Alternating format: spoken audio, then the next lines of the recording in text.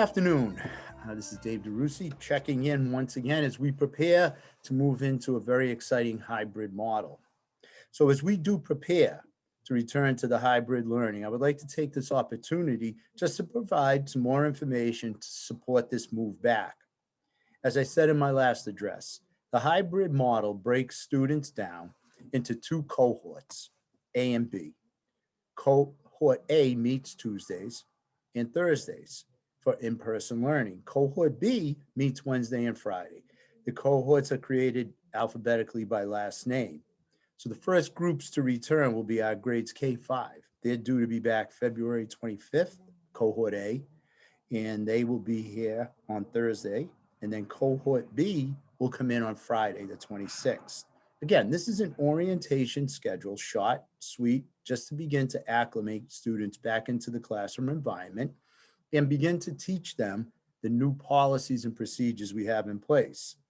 So the start time for the orientation, K-5, will be a staggered start time, 8:30 and 8:40, and it will end between 10:30 and 10:40.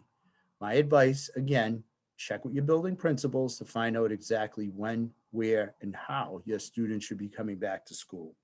Now, the following week for K-5, the start time will be 8:40, and the end of the day, again, 12:30. Grab and go lunch, and then students will be able to go home, take a break, have their lunch, and then log on once again for some live streaming remote learning. And again, I can't stress, please check in with your building principals. Now, this is a reminder. Any parent who is wishing to remain in a remote learning platform has that ability to do so. We have developed those schedules to support remote learning, and we have increased the live streaming time so your child is part of the in-person learning. My only request is if you choose to remain remote, please let the building principal know. Attendance is still being taken. We need to know if your child is remote or in person. And if you make the decision to remain remote, your child will be remote for probably up to 5 weeks. And then we will create a format and a platform to come back to hybrid if you are more comfortable with the hybrid model by, let's say, April. Lunches, all lunches will be grab and go. We plan on providing breakfast and lunch for 7 days. We're going to move that right through so it'll cover kids, much like we are doing now in a remote platform. We will be changing the pickup time at the vets.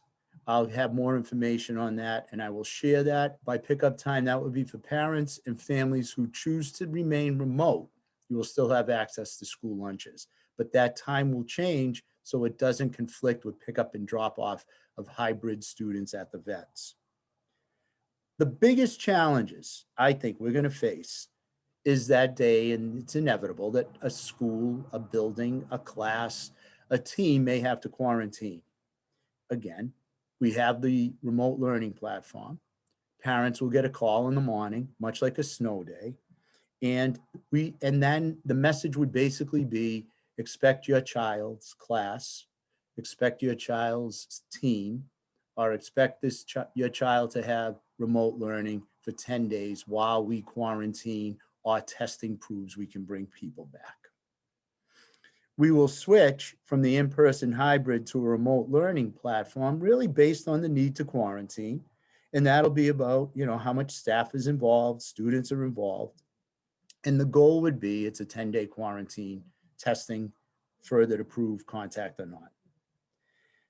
The classroom setting is going to look very different as students return. So here are some of the changes students will face as they return to school and they enter our classrooms.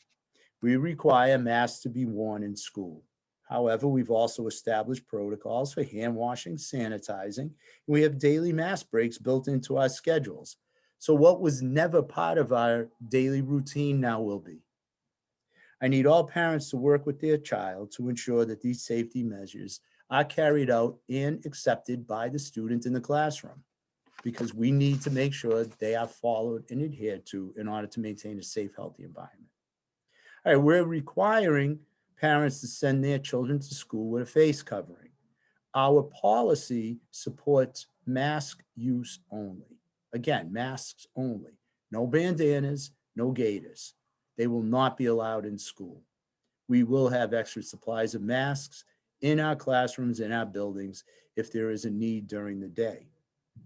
We will have designed drop-off, entry, exit points for all school buildings.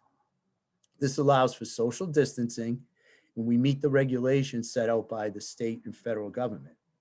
I must encourage all parents to work with school staff to ensure the flow of students in and out of our schools are managed appropriately. We need to have them in and out smoothly. We've established protocols for dealing with COVID classrooms. Our desks are spaced at 6 feet apart, and we will limit the sharing of articles in classrooms. For more details, please review your child's handbook, school handbook. If you have any questions, contact your school's principals. Here's something. For our youngest students, I would ask the parents to talk to those children about staff wearing masks, PPE gowns, or goggles. This might help them better prepare for what they may see staff wearing in the school buildings. Again, we are using PPE gowns in some classrooms, goggles and masks. This is a very different view for students. So I think if you talk to them a little bit about it and maybe show them some examples, they'll be a little more at ease with it. The message has been the same. If your child is not feeling well, please keep them home. Call the school, report them as absent, and if they feel up to it, they can join the class remotely. In order for this transition to be successful, we need to keep strong lines of communication open between our school buildings and homes. We must work together to support each other as we move into this next phase of in-person education. The ultimate goal is to bring all students back before the end of the school year. To make this process happen, these first initial steps have to be successful. My administrators, my teachers, my nurses need your help to make this happen. We can't do this alone. I'm asking parents to use their better judgment to support us during this phase back in, because the ultimate goal again is all students back by the end of this year to create the stage for a normal opening in the fall. On behalf of the school committee and my administrators and teachers and nurses, we are anxious to see our kids come back. We thank you for your support. And again, communication, parent and building level is critical. Thank you. Have a good afternoon.